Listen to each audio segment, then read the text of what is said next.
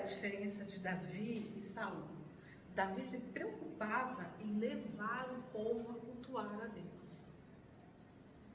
Então, apesar de tudo que ele cometeu, o que ele cometeu? Davi teve coisas muito feias, vamos dizer assim, né?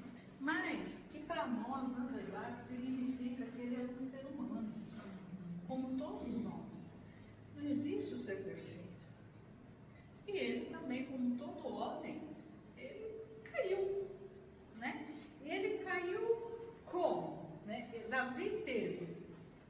Davi foi considerado, né, um mulherengo, ele teve muitas mulheres. Davi foi considerado um assassino por conta de Betseba. Davi, ele era temperamental, ele virou uma pessoa temperamental. Davi, ele foi um péssimo pai e Davi era muito emotivo. Então, percebem, né?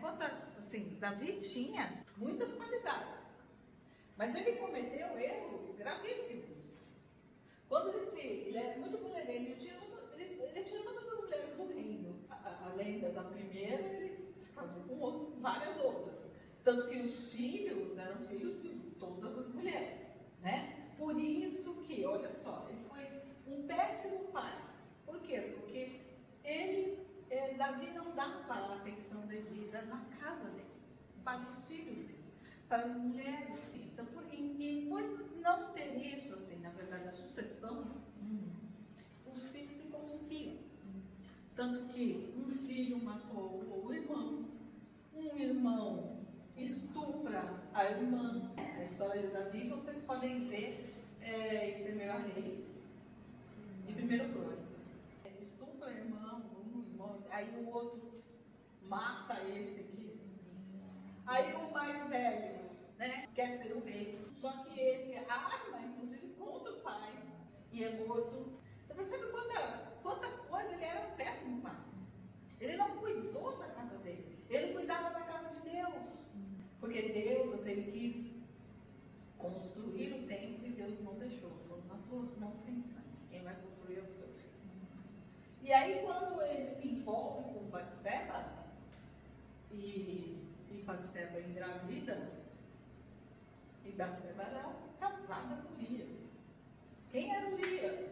Urias era um escrivão que ia para o exército para escrever sobre a guerra. E aí quando Batseba fala para ele que está grávida, ele manda chamar Urias, né? Ele tenta armar, tipo, né? Você tá lá há tanto tempo, vai lá ficar com a sua esposa, tal, tipo, vou para lá, né, tal, passo a noite com a esposa, de repente, estou grávida. E Davi se safa. Só que Urias, olha só, Urias honrava o exército e o próprio rei. Ele falou, imagina, os meus companheiros estão lá na guerra e eu vou participar do bem bom aqui? Não vou, não. Aí ele se desespera. Aí ele manda fazer com que Urias vá para o fronte de guerra. E Urias não era da guerra, Urias era um escrivão, um escriba. Então, assim, ele morre. Óbvio, né? Que era a intenção de Davi. Que Urias fosse para o fronte e morresse. Para ele se safar, vamos dizer assim, né? Ficar com a consciência pesada. Mas aí veio o profeta. Chega lá, Natanael diz assim para ele, então, deixa eu falar uma coisa para você, rei maravilhoso, adorado Davi. Vou contar uma parábola para você. Vamos lá, tem 2 senhores. Um extremamente rico, tem muitas ovelhas, pode ter todas as ovelhas do reino e tal. E tem um outro que tem uma ovelhinha. Aí esse camarada que tem todas é tão mal, né? Que quer uma ovelhinha do outro lá. O que você faz? Ele vai matar o cara. Então, Davi, esse cara é você. Como assim? Urias, você tem todas as mulheres que você quer. E Urias tinha apenas Batseba. E você assassinou. Aí ele cai sim, pede perdão. Mas o preço pelo erro é a morte do filho que nasce. Mas o menino dura só 1 semana. E ele se veste de saco, né? Porque o luto naquela época era você se vestir de pano de saco. E Davi fica estirado no tempo, pedindo perdão para Deus, porque ele entendeu a besteira que ele fez, né? E o que ele fala para Deus, aí é legal, né? Aí é uma coisa que nós temos que ver, que é algo muito bonito, que está no Salmo 51. A grande parte dos salmos é escrito por Davi. O que são salmos? Salmos são cânticos. Então, isso daqui é cantado, né? Então, Davi canta, né, os salmos. Aí olha o que ele diz, né? Tem misericórdia de mim, ó Deus, por teu amor, por tua grande compaixão, apaga as minhas transgressões. Lava-me de toda a minha culpa e purifica-me do meu pecado, pois eu mesmo reconheço as minhas transgressões e o meu pecado sempre me persegue. Contra ti pequei e fiz o que tu reprovas, de modo que justa é a tua sentença e tens razão em condenar-me. Sei que sou pecador desde que nasci, sim, desde que me concebeu minha mãe. Sei que desejas a verdade no íntimo e no coração me ensinas a sabedoria. Purifica-me com isopo e ficarei puro. Lava-me e mais branco do que a neve serei. Faz-me ouvir de novo júbilo de alegria e os ossos que esmagaste exultarão. Esconde o rosto dos meus pecados e apaga todas as minhas iniquidades. Cria em mim um coração puro, ó Deus, e renova dentro de mim um espírito estável. Não me expulses da tua presença, nem tires de mim o teu Santo Espírito. Olha o que ele pede para Deus, né? Porque ele sabia que se Deus retirasse o Espírito dele, ele ficaria que nem Saul. Então, ele clama a Deus, ele fala, eu sei que eu pequei contra ti, Deus. Eu não pequei contra ele, eu pequei contra ti, porque eu fiz o que desagrada ao teu coração, né? Então, não, mas tem misericórdia de mim, não retire o teu espírito de mim, devolva-me a alegria da salvação, da tua salvação, e sustenta-me com o espírito pronto a obedecer. Então ensinarei os teus caminhos aos transgressores, para que os pecadores se voltem para ti. Livra-me da culpa dos crimes de sangue, ó Deus, Deus da minha salvação, e a minha língua clamará a tua justiça. Ó Senhor, dá palavra aos meus lábios e a minha boca anunciará o teu louvor. Não te deleitas em sacrifícios, nem te agradas em holocaustos, senão eu os traria. Como fazia Saul. Quando Saul fazia alguma bobagem, o que Saul fazia? Como todos os antepassados. Vamos lá, vamos fazer o sacrifício no altar. Dás lá o melhor boi, a melhor ovelha, tal. E Davi sabia que isso era barganha com Deus. E Deus não se agrada de barganha nenhuma. Se o Senhor me der isso, eu te dou aqui. Né? É o que a gente vê muito hoje. A barganha com Deus. E Deus nunca se agrada. E Davi, por ter um coração sincero e reto diante de Deus, ele sabia disso. Que ele não ia comprar Deus com ovelhas, boi.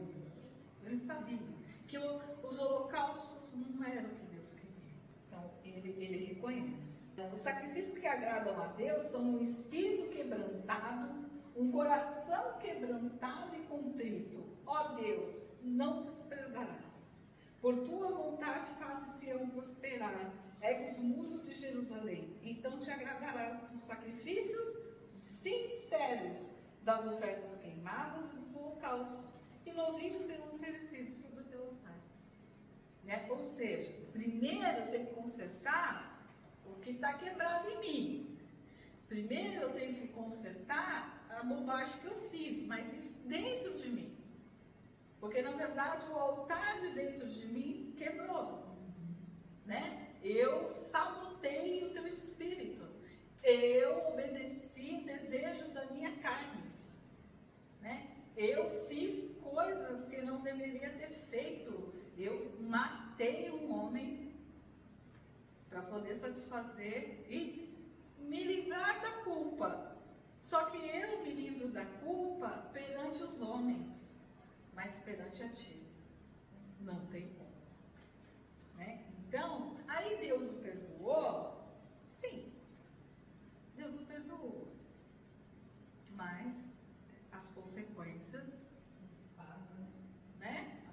não adianta, porque ele plantou algo ruim, ele ia colher algo ruim. Então, tudo a partir daqui, assim, tudo aconteceu na vida de Davi. O estupro da filha, o filho querendo matar ele, enfim, né?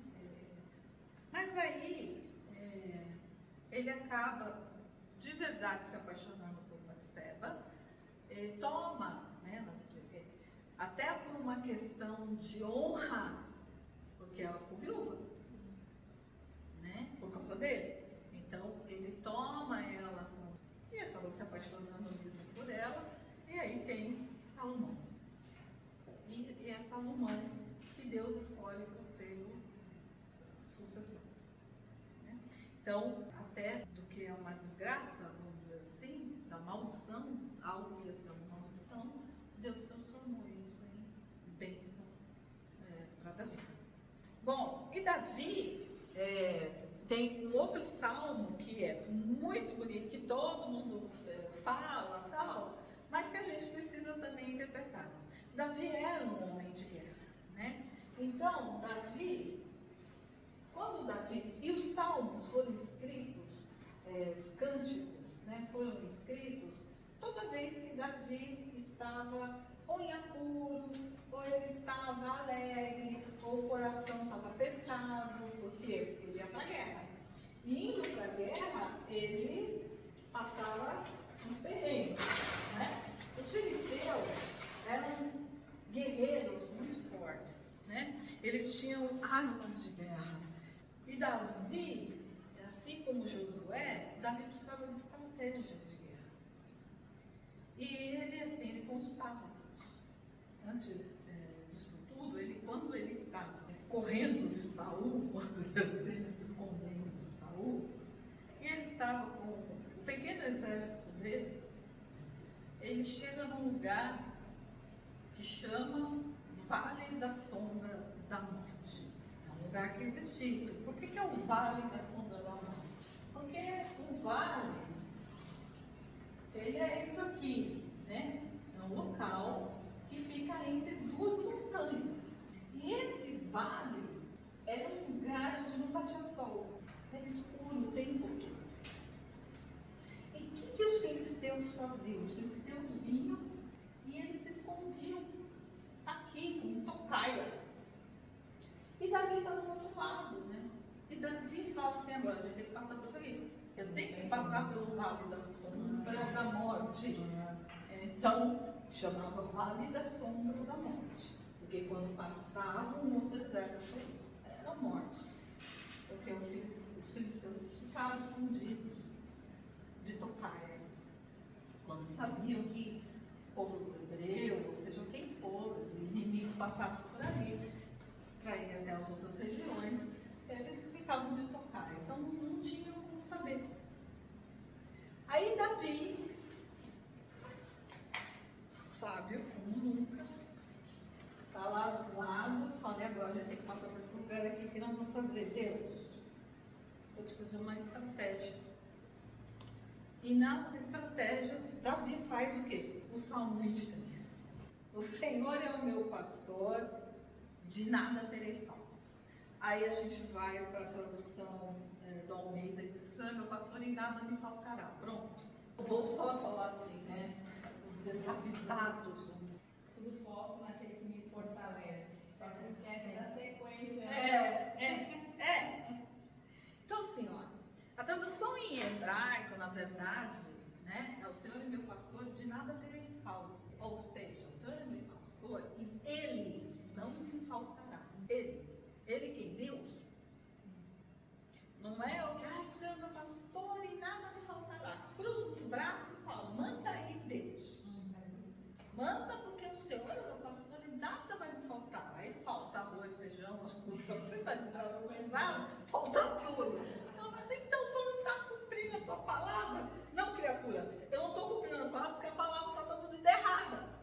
Que não é hora ainda, mas se as pessoas soubessem realmente qual é o propósito de Deus em Jesus, não pediriam muito. Então, o propósito é outro, muito além das nossas necessidades. Então ele diz, né: o Senhor é meu pastor e nada terei falta. Ou Em verdes pastagens me faz repousar e me conduz às águas tranquilas, restaura no vigor. Ou seja, ele estava cansado. Então, isso tudo, nós já vimos aqui, a Bíblia nos trata de figuras de linguagem. Então, ele está dizendo aqui, olha, em verdes pastagens. Por que ele diz em verdes pastagens? Porque ele era um pastor, gente, ele sempre foi um pastor de ovelha. Então, ele precisava de, aonde vão as ovelhas para pastar? Em verdes campos. Tem que ter grama fresca. Então, em verdes pastagens, o Senhor me faz repousar, me conduz às águas tranquilas. Que água tranquila? Para poder dar água para a tropa, vamos dizer assim. E restaura no vigor, porque eu estou cansado. Estou guerreando. Estou fugindo de quem quer me matar. Então, restaura o meu vigor. Guia-me nas veredas da justiça por amor do teu nome. Do seu nome, não do meu nome. Guia-me pela vereda da justiça. Me mostra o que é que eu tenho que fazer. Mesmo quando eu andar por um vale de trevas e mortes, não temerei perigo algum, pois tu estás comigo. Ele ia passar pelo vale. E a tua vara e o teu cajado me protegem. O que é a vara e o que é cajado? Nós já vimos aqui com Moisés. A vara e o cajado, assim, tem o seu significado. Vara e cajado é a mesma coisa. Como assim? É isso aqui, que parece uma pontuação. Por que ele fala, vara e o cajado me protege? Porque ele é um pastor. Então, e o pastor usa a vara e o cajado, porque é o mesmo instrumento. Como assim? O cajado é esse arco que, quando a ovelha vai sair, ele faz assim para pegar a ovelha. E a vara era a ponta do cajado que tinha um prego, uma lança. Por quê? Porque se viesse um lobo, um animal, para poder ferir a ovelha, ele vira o cajado e fura o bicho. E é grande, tanto que é maior do que a pessoa, Por quê? Para ter alcance. Então, o que ele diz? E por que ele usa isso? Porque é o que ele conhecia, o instrumento dele. Então, a Bíblia, cada um fala, assim como Jesus, que usa muitas parábolas, de locais, daquilo que o povo entende. Então, Davi faz também o salmo de acordo com o que ele entende, aquilo que ele vivencia. Então, a tua vara, o teu cajado me protege. Preparas um banquete para mim à vista dos meus inimigos. Tu me honras, ungindo a minha cabeça com óleo e fazendo transbordar o meu cálice. O que ele fala? Ele prepara uma mesa perante mim na presença dos meus inimigos. Ou seja, prepara, um grande banquete. O que é esse grande banquete? Me faz passar pelos meus inimigos sem que eles me deixem nenhum, E eu vou passar pelo vale. E esse vai ser assim, eu vou derrotar, esse vai ser um banquete para nós.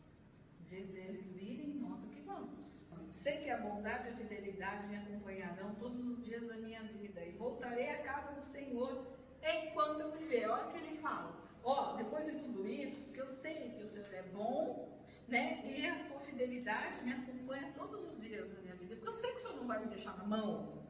Era a confiança de Davi, E aí, eu volto à sua casa, todos os dias da minha vida enquanto eu viver. Quem é a casa aqui? Era o tabernáculo, mas na verdade Davi já entendia que a casa de Deus era ele mesmo em oração com Deus. Então quando ele fala, prepara uma mesa perante mim, na presença dos meus inimigos, unge a minha cabeça com óleo, o meu cálice transborda, é o que ele diz assim, eu sou o rei, porque a unção é derramada perante aquele que é o rei, então me faz realmente governar sobre esses inimigos. Porque eu vou passar pelo vale, e eu preciso vencê-los. Eu e quem está comigo. E Deus honra. E ele passa pelo vale da sombra da morte e vence os filisteus. E passa tranquilo e vai embora. Então, Davi sempre, todos os salmos de Davi, quando ele faz é porque ele está sempre em alguma situação. Ele está louvando a Deus, ele está alegre, agoniado, angustiado, em forma de cântico, em forma de oração, para que Deus possa atendê-lo. Era a forma em que Davi se encontrava, né, com Deus.